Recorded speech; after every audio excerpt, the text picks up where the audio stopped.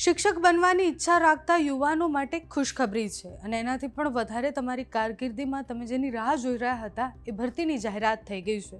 ગુજરાત સરકારના શિક્ષણ વિભાગ દ્વારા ધોરણ 1 થી 5ના ગુજરાતી માધ્યમ માટે 11,000 વિદ્યા સહાયક વર્ગ 3ની બમ્પર ભરતીની જાહેરાત કરવામાં આવી છે। લાંબા સમય બાદ આવી જાહેરાત કરવામાં આવી છે અને આ ભરતીમાં ટેટ 1 પાસ કરેલા બધા જ ઉમેદવારો એનો ભાગ બની શકે છે। ઉમેદવારોમાં અત્યારે ઉત્સાહ એટલે વધારે છે કારણ કે છેલ્લા કેટલાય સમયથી આ ભરતીની રાહ જોઈ રહ્યા હતા। 15 એપ્રિલ 2026થી ફોર્મ ભરી શકાશે અને ક્રમાંક 1/2026 મુજબ સમગ્ર ભરતી પ્રક્રિયા એ સંપૂર્ણપણે ઓનલાઈન રહેવાની છે।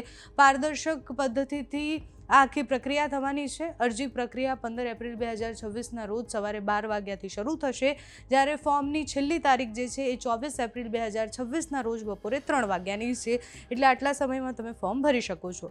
આ ભરતી ખાસ કરી અને પ્રાથમિક શાળાઓમાં શિક્ષકોની ઘટની જે આપણે વાત કરતા હતા કે ઘણી બધી શાળાઓ એવી છે કે જ્યાં માત્ર એક શિક્ષક છે, ઘણી બધી શાળાઓ એવી છે જ્યાં શિક્ષક જ નથી, એ બધાને ત્યાં શિક્ષકની ઘટ પૂરી થાય। ટેટ 1 પાસ ઉમેદવાર જેટલા પણ છે એ વિદ્યા સહાયક તરીકે એમાં જોડાઈ શકે છે અને ભણાવી શકે છે બાળકોને। શિક્ષણ વિભાગ દ્વારા જલ્દી જિલ્લા પ્રમાણેની ખાલી જગ્યાઓ, રિઝર્વ અને મેરિટ આધારિત પસંદગીની પ્રક્રિયા વિગતવાર માહિતી સાથે સામે આવશે। એ માહિતી સામે આવતા તમારા સુધી વધુ માહિતી અમે પહોંચાડીશું।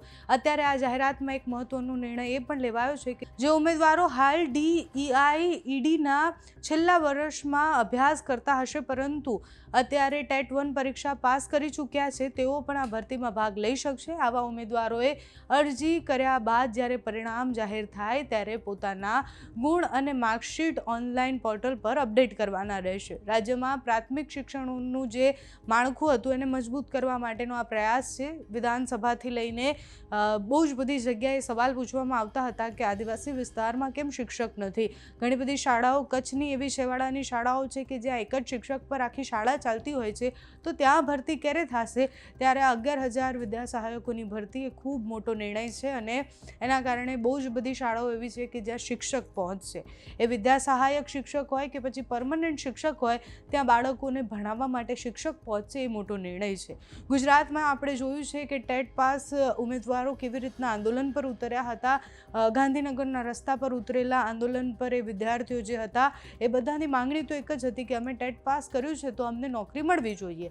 તો હવે 11,000 લોકોને નોકરી આપવાનો રાજ્ય સરકારનો આ નિર્ણય છે અને આ 11,000 શિક્ષકો જે છે એ અનેક શાળાઓમાં અનેક બાળકોને ભણાવી શકશે। બાકીની જે પણ માહિતી અને રાજ્ય સરકાર જે પણ કહેશે તમારા સુધી પહોંચાડતા રહીશું। અત્યારે આ વિડીયોમાં બસ આટલું। જો તમે અમને YouTube પર જોઈ રહ્યા હોય તો સબસ્ક્રાઈબ કરજો, ફેસબુક પર જોઈ રહ્યા હોય તો ફોલો કરજો, અમારા વિડીયોને લાઇક અને શેર કરજો।